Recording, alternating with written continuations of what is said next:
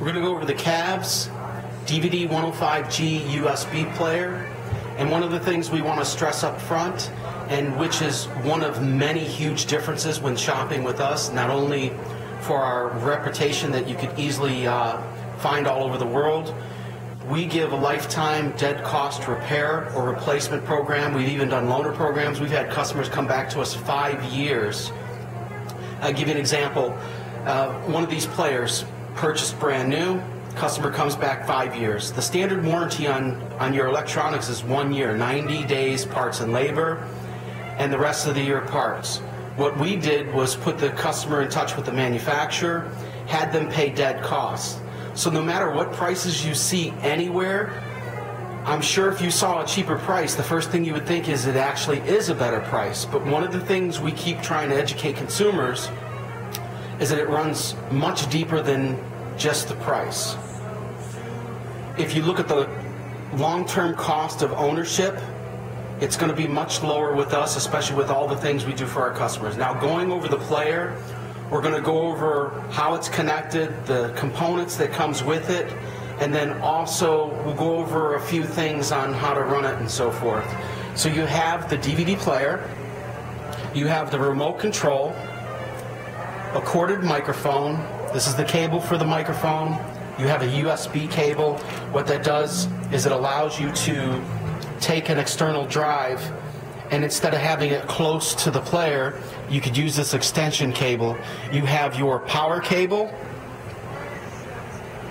in the back here. Then you also have your various RCA inputs. Let's say you're using this for home and you have a special amplifier that has, let's say, your surround sound or a 5.1 system and so forth. You could use these other inputs.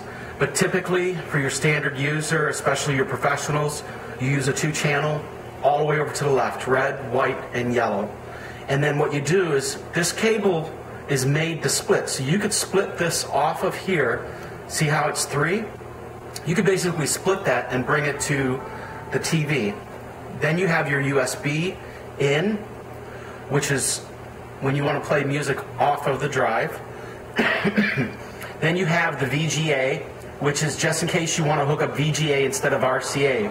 Now what you do is, within the settings of the player, which it's in the manual will show you, you want to make sure this is hooked up still to a TV, and then the VGA monitor, you're going to want to go into the settings, go into preferences, go into the video, and change it over to VGA.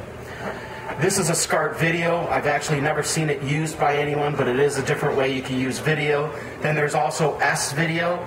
Then there is also optical video. It does not do optical audio. It's just for the video. And people that have home systems that have this type of stuff already know what they're looking for. Now let's go ahead and go over the system. The player itself. When you turn on the player, what you're going to see on the front of this player in the display section is no disc. That's what you want to see. And then if you look up at the TV, which we're using the TV just for demonstration purposes, that's what you're going to see on the screen.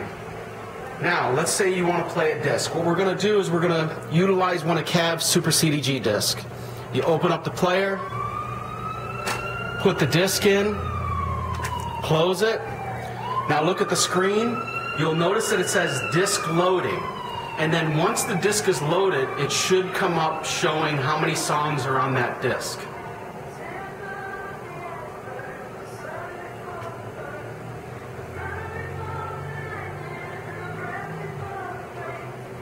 Okay, so that's the display screen you get all the time when you're using the Super CDG technology. It's going to be different if you're utilizing a standard CDG disc. It's just going to show on the player that the disc is ready, or it might say CDDA in the left-hand corner. So what you do now, you take your remote control. One of the things you want to remember, and we even have the same problem when we're setting up systems, we forget and we're over here pointing at the TV. You always want to make sure this is your sensor, it's line of sight, and you're choosing the buttons that you need in order to get the song. So in this case, we'll go ahead and say we want song 4, and you'll see up on the TV screen it comes up, and then press enter, and then it will play the song. And we're going to use the audio off the TV. Now, let's say you want to be able to play multiple songs, or let's say you have a regular disc and you want it to keep playing. There's a repeat function here. You press the repeat and look at the screen. I'll go ahead and do it again. Single is normally what it's in, and then if you press it, it will go to continue.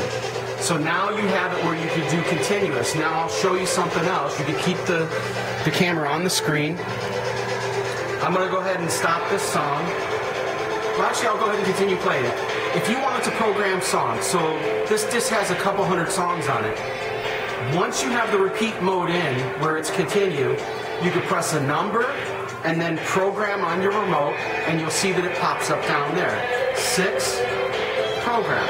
So we programmed a couple songs. Now let's say you're using this for professional use, and the song stops, and the next singer's supposed to be up, but apparently they're not ready. They went to the bathroom, or they're not in the building. So it's automatically going to go to the next one, and then you could stop it. That singer's not there, stop it, it will go to the next one you programmed. Now, some of the other things that we could go over is when you go into the menu to do anything, which you'll see in the manual, you'll hit setup, and you could go in through here. But typically the Super SCDG, if you're scrolling through several discs that you loaded onto a drive, you're going to use the arrows and so forth. Then down here is the section, you have the volume, which controls the internal volume. So let's say you have this hooked up, but you think the player seems too loud. You could actually turn it down a little bit or increase this a little bit.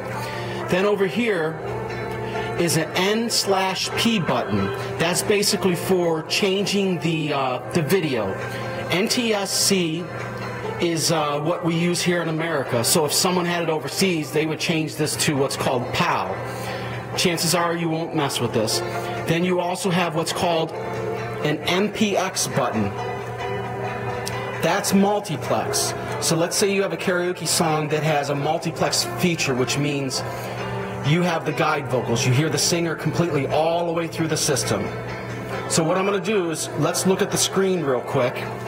Let's say that this, I could hear the vocals, and I wanted to take them out. You hit that MPX button once, it goes mono left. If all the vocals disappear, then you're fine. If not, then you hit it again and it goes mono right. But when you want to set it back to normal, you hit it again and it goes to stereo. Now we'll also look at the remote again. On the remote, there is also a key control to change the how slow or fast the song goes. So go ahead and look at the TV. As you're going up, you'll see that it brings it up in steps. Most people really only go up one or down, and then you hit the middle button to bring it back to natural, and then demonstrating it going down. You also always want to make sure that the mic is on, and let's go ahead and look at the screen again and see if it gives you any indication when you hit it. Karaoke off. You want karaoke to be on. That's the default. Okay, we're going to go ahead and stop this. Now I'm going to go over the video. When I mentioned to hit setup, look at the screen. That's where you go. And you scroll down 1, 2, 3, 4. Hit enter. Then you have 1, 2. And that's if you want to change your video. Then you go to the right and you bring it down to VGA. Now to get back out of this, just to get rid of it, we'll go ahead and hit the setup button again. And we're back to the screen. Now, we're going to go over the most popular feature of the player, which is, let's say you want to play, you put the songs on a drive. So we're going to use this as demonstration purposes.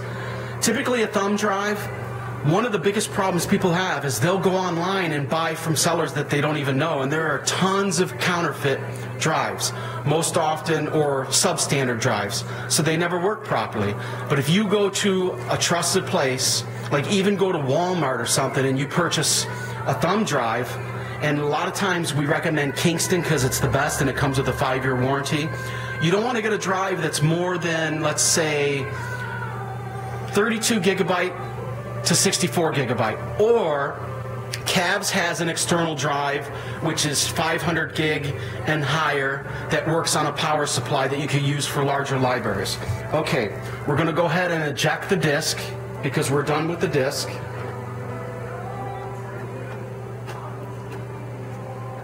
Now, if you're not using the karaoke disc and you just turned on the player because you've already loaded songs to the drive and you just want to use it off the drive, when you power it up, you want to wait till the player says no disk, and you'll see it right in the left-hand corner up there. It says no disk. That simply means your player is ready to go. Now we're going to go around to the back, and well, we don't even have to go around the back. I'll just show you.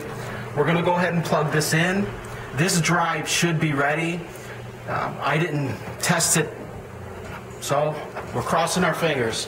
Once you plug it in, because it's basically a DVD player, that the best way we know how to put it is it's basically faking like it's a computer. So it has its design restrictions. So depending on how much music you have, this could take 3 minutes.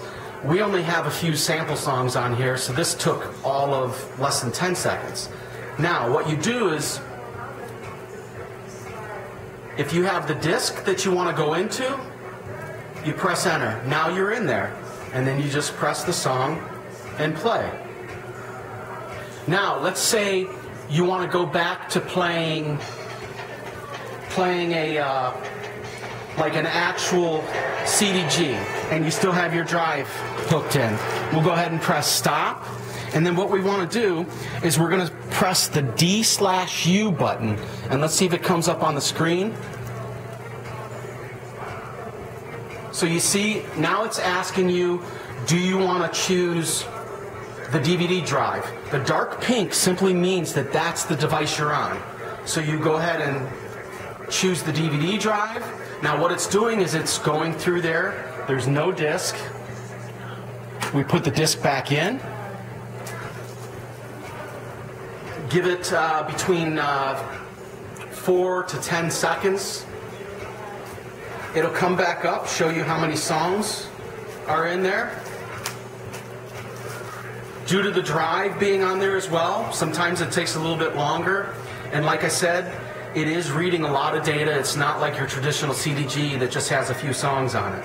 Now you notice that it shows that the demonstration disc that we're using has 400 songs, and we're talking about the Cavs Super CDG disc, the ones that are legitimate and come directly from Cavs USA.